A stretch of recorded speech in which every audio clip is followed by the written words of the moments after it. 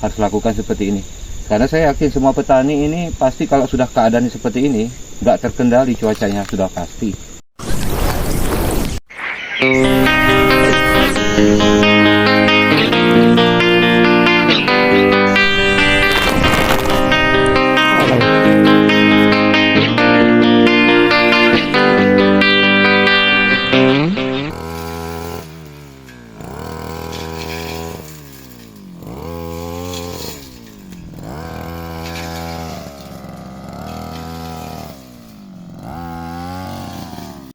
Oke, assalamualaikum warahmatullahi wabarakatuh, sahabat tani. Terjumpa lagi di Peri Dunia Tani. Oke, di kali ini kita akan melakukan penyemprotan gulma lagi atau rerumputan yang kita kolaborasikan dengan pupuk NPK Posca. Oke, pupuk bersubsidi yang dimana kalau di saat ini di tempat kami sangat sulit didapat, sahabat tani ya. Kita nggak paham, padahal di setiap desa sudah ada bagian masing-masing, sudah ada jatah masing-masing. Tapi ini sekian lama saya nunggu, berbulan-bulan baru saya dapatkan, itu pun harus berebut, sahabat tani. Oke, mungkin itu tempat sahabat tani sangat mudah dapat ya, sangat bersyukur sekali ya sahabat tani. Jadi kita memakai pupuk NPK Posca untuk kita kolaborasi, kita campurkan ke dalam racun rumput atau gulma, sahabat tani. Kalau di tempat kami harga pupuk NPK subsidi ini selain sulit didapat dan harganya kalau kami kira sih memang mahal, sahabat tani. Tetapi ini sudah menjadi kebutuhan dan ini lebih murah daripada pupuk lainnya ya kan. Jadi kita beli ini satu saknya ini sekitar 180.000, luar biasa mahalnya, sahabat tani. Jadi ini ada 3 sak, sahabat tani. Ya, ini juga sama Posca. Sesuai kemampuan. Jadi yang ini dan yang ini nanti sisanya akan kita aplikasikan untuk pemupukan kopi pada tahap selanjutnya. Karena di sini sudah mulai masuk musim panen kopi, banjir raya ya kita bilang. Jadi ini stok terus, kita stok terus karena di tempat kami kesulitan dapat. Oke sahabat tani, kenapa kali ini saya menyeprai gulma atau menyemprot rumput ini dengan menggunakan pupuk NPK Posca? Karena sudah jelas, yang pertama sahabat tani pasti memahami bahwa kandungan sudah lengkap ya. Nitrogen, fosfat dan kalium ya. Nah, jadi kita rolling sahabat tani. Jadi waktu penyemprotan di konten saya sebelumnya itu hanya menggunakan urea saja ya, tunggal. Nah kali ini kita menggunakan NPK Posca, pupuk majemuk ya, bisa disebut pupuk majemuk. Di dalam satu wadah ini sahabat tani, satu jerigen ini, jerigen sekitar 5 literan ini saya taruhkan air di dalamnya, lalu saya letakkan pupuk di dalam ya, letakkan pupuk di dalam. Nah jadi jika ada yang bertanya, oh Pak ini berapa ons atau berapa gram di dalam satu jerigen ini, nah itu sesuai ukuran dan takaran masing-masing sahabat tani ya. Lebih kental sih lebih bagus kan, begitu sahabat tani. Yang penting diukur ya, jangan sampai nanti begitu kita tuangkan ke tangki semprot gitu kan ada saringannya sahabat tani, jangan sampai menggumpal ya, dan usahakan mudah terlarut di saat kita menyiramkan air di dalam tangki tersebut sahabat tani. Oke baik sahabat tani, kita sudah sampai ke tujuan. Oke, kita akan lihat dulu ya sahabat tani ya, kebun saya yang keadaannya semak sahabat tani ya. Nah ini sudah kita lakukan pembabatan, tapi di sana udah numbuh lagi tuh yang di sana sahabat. Oke, ya udah, ayo mari ikuti. Oke baik sahabat tani, inilah penampakan dari kopi di kebun kita. Sudah saya lakukan pemiringan atau pembersihan gulma di sekitar batang sebelum kita lakukan penyemprotan sahabat tani. Nah ini lagi ya. Oke, jikalau tanaman kita rawat dengan baik pasti tumbuhnya bagus, subur dan sehat ya, seperti yang kita lihat ini sahabat. Ini rumputnya tidak terkendali sahabat tani, padahal udah kita lakukan pembabatan, tapi masih semakin banyak rumputnya. Jadi sebenarnya tergantung daripada iklim dan di tempat kita masing-masing sahabat tani ya. Kalau tanahnya bertekstur subur, biasanya rumput-rumput ini semakin cepat tumbuhnya sahabat tani.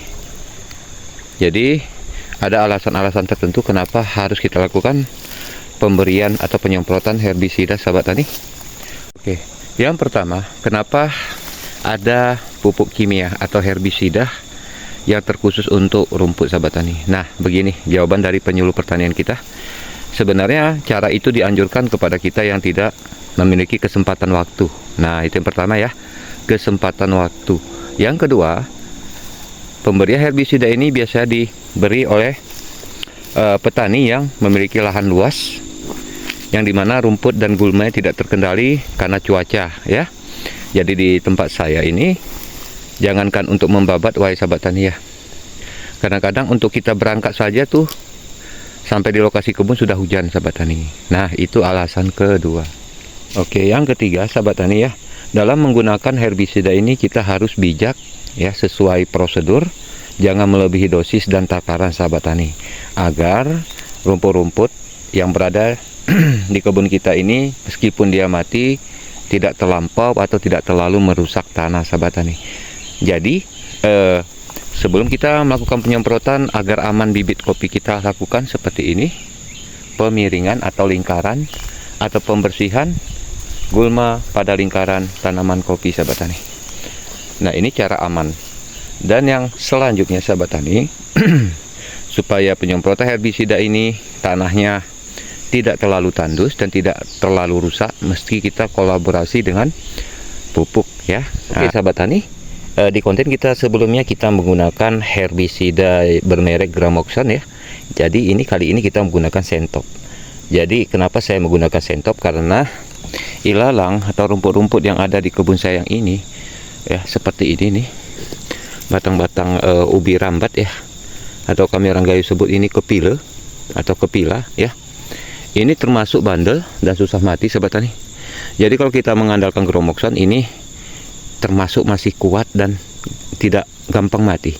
Jadi kita menggunakan Sentop ya, Sentop 540 SL yang dikhususkan untuk ilalang-ilalang bandel, tanaman-tanaman yang keras yang susah mati, dan rumput-rumput sejenis ini sahabat tani, ini termasuk susah mati.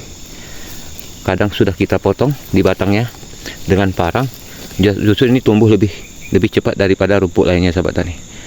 Jadi kita sesuaikan gulma di tempat kita dengan racun rumput. Oke. Nah, dan tidak lupa pula kita sediakan alat sprayer, tangki sprayer ya. Nah, dan ini dia NPK Posca yang sudah kita rendam ke dalam jerigen. Nah, jadi di sini ceritanya maksud saya adalah penyemprotan rumput sekaligus pemupukan sahabat tani. Jadi ada dua keuntungan kalau kita melakukan dua kolaborasi ini sahabat tani. Oke sahabat tani, lihatlah ya, itu sudah mulai mendung lagi sahabat tani. Jadi sebentar lagi hujan lagi. Mestinya kita harus percepat penyemprotan gulma ini sebelum turun hujan.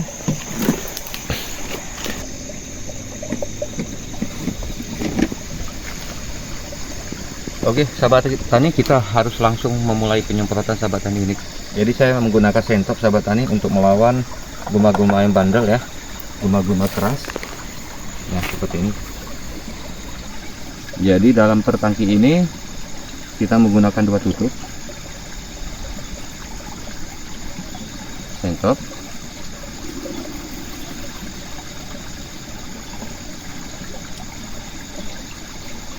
Oke, sesuai prosedur ya sahabat tani, jangan melebihi atau melampaui batas karena bisa berakibat fatal ya. Barulah kita collab atau kolaborasi dengan NPK yang sudah kita buat dalam jerigen ini berbentuk cair ya. Nah jadi bagaimana takarannya? Takarannya sesuai sekat sama kita saja sahabat tani. Nah, setengah gayung sahabat tani. Saya tidak tahu ini ukuran berapa dalam segayung ini sahabat tani ya, karena sekarang gayung-gayung ini berbeda-beda.